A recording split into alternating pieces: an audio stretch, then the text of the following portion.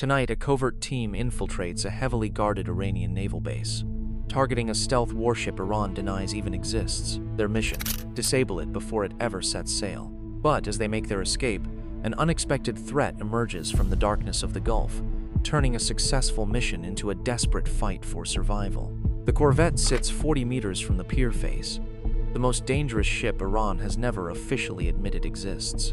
It is April 22, 2026, 017 local time at the Bandar Abbas naval facility in southern Iran. In the main harbor basin at the eastern anchorage, the water runs deep against a concrete quay wall, and the facility's working lights throw orange columns that reach 20 meters into the black water below the surface before fading.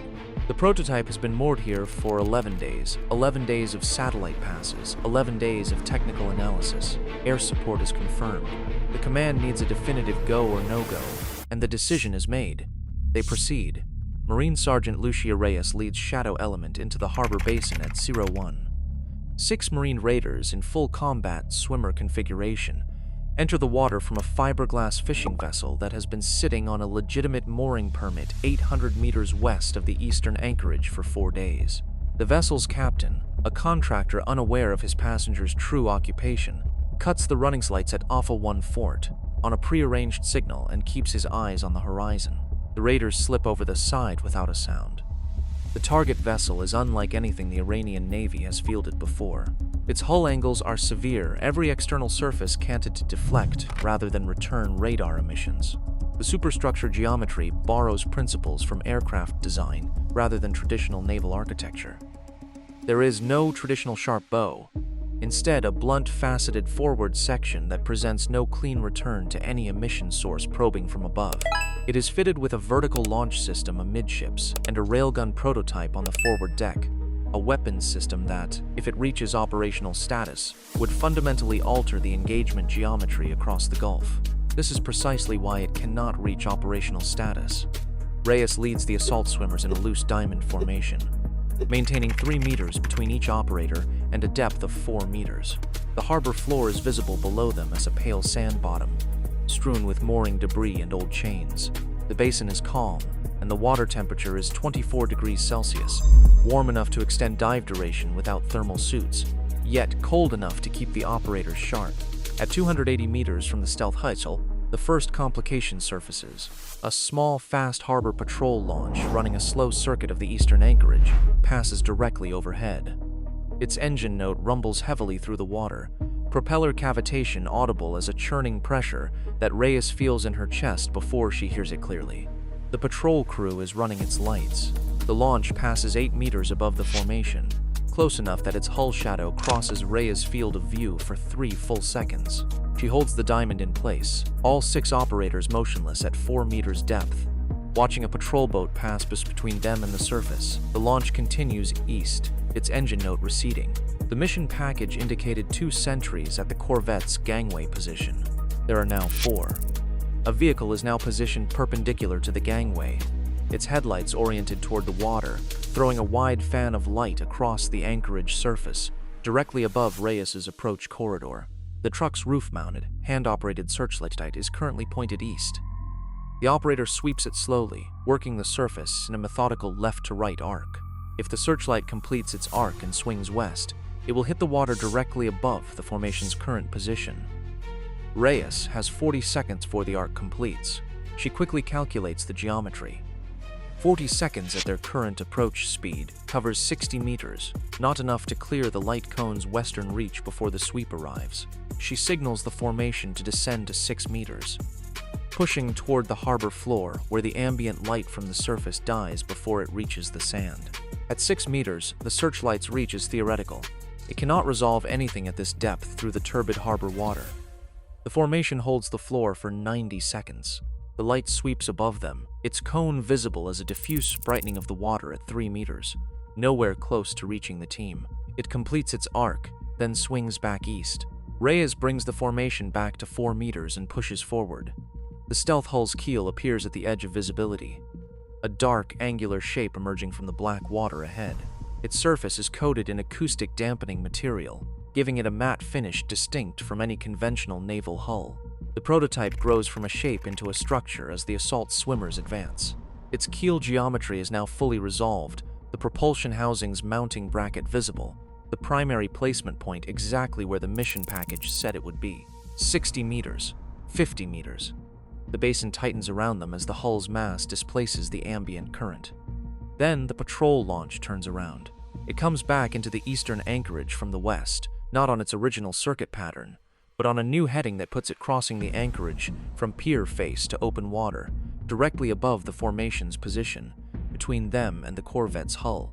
The launch is 30 meters away and converging fast, its propeller pushing a pressure wave that Reyes feels arrive before she can process it visually. The hull bears down on the 6-operator formation with the unhurried certainty of something that doesn't know anyone is below it. Shadow Element has 3 seconds to decide whether to go deep or hold depth, and the hull above them is already eating that margin. Reyes drives the formation down hard, 6 meters, then 8, pressing toward the harbor floor as the patrol launch's hull crosses directly overhead at 4 meters. The propeller passes 2 meters above Sergeant Max's position.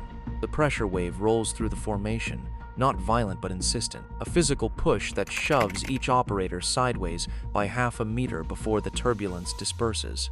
Reyes holds her bearing through it, using the keel line of the prototype as her reference point ahead. The launch clears the formation in 4 seconds, continuing east toward the pier face.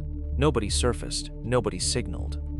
Reyes brings the formation back to operational depth and pushes the final distance, threading the anchorage between the patrol and the dark ship's hull. The team advances on the keel's underside until the propulsion housing is close enough to touch. Sergeant First Class Keisha Odom reaches the primary placement point first. She is Shadow Element's demolition specialist. She has been carrying the charge package in a waterproof carrier against her chest for the entire approach, her body heat keeping the adhesive compound at working temperature. Placement here requires 60 seconds of focused work. 3 mounting brackets, magnetic backup retention, timer armed in sequence after all brackets are confirmed seated. She begins her task. Reyes takes the perimeter, positioning herself at the hull's midship point, watching the water above for the patrol's launch's return and tracking the pier security searchlight through the surface distortion. Max holds the formation's eastern edge. The remaining 4 operators fan into loose coverage positions around the hull, each watching a sector. Above, the pier security vehicle's searchlight swings west again. This sweep is different. The operator is no longer working a standard arc. The beam stops at the midpoint, holds for 3 seconds on a specific patch of water 20 meters south of the hull, then sweeps back east. Someone on that pier has seen something, a ripple, a shadow. The compression wake from 6 bodies moving at depth doesn't fully dissipate. It leaves a surface signature that a careful eye, from the right angle with the right light, can occasionally resolve. The searchlight holds its midpoint stop again for 3 seconds. 4 minutes, Odom calls out. 60 seconds on the primary placement brackets, confirmed. Magnetic retention engaged, adhesive set. The patrol launch crosses the Corvette's stern position 30 seconds after Odom clears the secondary placement point. Its lights play across the keel line, illuminating the propulsion housing, where the primary device now sits flush against the mounting bracket, matte black against matte black, invisible to any light source that isn't looking for exactly that specific profile. The launch holds position above the keel for 11 seconds, then moves east. The formation pushes south through the basin, avoiding the searchlight's arc, increasing the distance between Shadow Element and the 2 devices counting down on the Corvette's hull. 300 meters, 400 meters. The harbor basin opens around them as they clear the anchorage perimeter. The fishing vessel is still on its mooring, still dark, still waiting. 1 by 1 6 raiders surface at the vessel's stern, a controlled ascent with no splash, hands finding the boarding ladder in silence. The contractor at the helm doesn't turn around. He keeps his eyes forward and starts the engine when the last operator clears the water. The vessel moves west, running without lights, pushing through the outer harbor channel toward the open gulf at minimum wake speed. Behind them, 12 minutes was becoming 11, and the eastern anchorage had no idea what was counting down against its most important hull. The devices fire at 021:33. Race marks the time from the fishing vessel, 1 kilometers west of the eastern anchorage, far enough that the detonation reaches them as sound before pressure. 2 distinct concussions, separated by 0.4 seconds. The primary device strikes the propulsion housing first, a deep hull-transmitted report that carries across the water as a low crack. Then the secondary detonates beneath the magazine feed with a sharper, higher note, signaling to anyone within range that a confined space has been structurally compromised. The facility's lights come on in full. Every floodlight on the eastern pier activates simultaneously. The quay wall is suddenly bright as a stadium. The water around the Corvette's mooring position is illuminated from 4 directions at once. From 1 kilometers away, through night optics, Reyes watches the prototype settle. Not dramatically. There is no catastrophic flooding, no immediate listing. The hull holds. The mooring lines hold. The angular warship sits exactly where it was, in exactly the same position, looking from the outside like a ship that is undamaged and fully capable. But below its waterline, in the propulsion housing, beneath the magazine feed, 2 charge packages did all their precise invisible work. The propulsion assembly is destroyed. The magazine feed's structural integrity is compromised in a way that will require full replacement before the system can be safely operated. The prototype can be repaired, eventually, expensively, with components that exist in limited supply, but it cannot be sailed, cannot be tested, and cannot be commissioned on any timeline that currently matters. The contractor holds his heading west. He doesn't ask what happened, he won't ask. At 0208, Shadow Element transfers to a rigid inflatable boat that has been running dark 2 kilometers offshore since 01, with a second contractor crew on a different vessel, ensuring no shared knowledge between the two.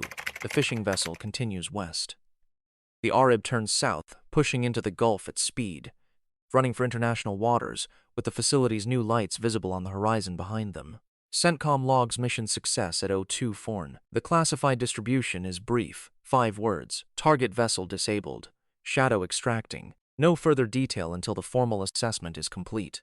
At 02:19, the Arab's operator cuts the engine without being asked. He points east. Reyes looks. 3 fast contacts, small, high-speed and running without lights, have entered the Gulf from the facility's harbor entrance. They are bearing southwest at 35 knots, spread across a 400-meter front, pushing directly toward the RB's current position. Iranian patrol boats, 3 of them. They are moving in a specific direction with confidence, clearly given a heading, not a search pattern. They have a heading. Reyes runs the geometry. The patrol boats are 6 kilometers east and advancing, eating the distance between the facility and the RIB's current position at a rate that gives Shadow Element approximately 10 minutes before the range collapses to engagement distance. The RB is fast, capable of 45 knots in flat water conditions, but the patrol craft are running at comparable speed. The facility must have transmitted their direction of exit before the RIB cleared the harbor channel. Someone saw them leave. The Combat Search and Rescue MH-60 helicopter has been orbiting 60 kilometers south since 2330, positioned as extraction support. The available pilot's response is immediate. Inbound. ETA 14 minutes. This creates a critical 4-minute deficit. The patrol boats will reach them in 10 minutes, but the helicopter won't arrive for 14. The patrol boats cover their intercept geometry in turn. Reyes orders the RIB to maximum speed, turning it south, not towards the MH-60's current bearing, which is also the heading of the patrol boats. She tells him to recompute their course. "Copy, we're turning now," comes the reply. The RIB pushes hard, its hull slamming across low Gulf swells, spray flying horizontally at this speed. The patrol craft reorient. They adjust their stripnid. The northernmost boat turning to cut the new angle, the southern 2 holding their original bearing to close the box. They are good at this. This is not their first time running down a contact. Sergeant Max watches the patrol boat teams. "Position of the radar 6 actual," he reports. "The southern 2 holding. They have us in the box." Their boxing was southwest. The box is closing. The MH-60 is 12 minutes out. Reyes looks at the spread of the patrol boats. She looks forward to the open ground of the Gulf stretching south without feature or cover. She observes the RIB's maneuver, taking the new angle, adequate for possibilities. Then she looks at the northern patrol boat, the one that swerved to cut the new angle. It's faster than the other 2, significantly faster. Faster than indicated in the mission package's class presentation. It isn't a standard patrol craft. It's an upgraded variant with modifications that transform a coastal defense platform into something else entirely. Something with enough speed to run down any small motor vessel and enough range to stay on contact until the target runs out of options. The facility launched its standard boats first, designed to establish the box before the upgraded craft arrives to close it. The mission package, which meticulously detailed the facility's guard detail count and the harbor patrol launch circuit, never accounted for this. The upgraded boat is now bearing down on the RAB from 8 kilometers away. Unit 21 to MH60, we have a priority 1 situation at the roundabout point. Request immediate approach. Expedite. This is Radar 2. We have a confirmed contact report. Requesting faster response time to the objective. Over. Be advised, non-standard platform. Copy, comes the reply. 11 minutes. Copy, 11 minutes. In the darkness ahead, the Gulf offers no cover. Behind the rib, 3 contacts race. 2 are closing the box, but 1 accelerates the gap between shadow element and the unidentified fast mover, shrinking the distance in a way that 11 minutes cannot fully answer. The Corvette sat quietly in its berth, visibly intact, invisibly finished. And whatever Iran sent into the Gulf to find the people who finished it was something the mission package never knew to look for.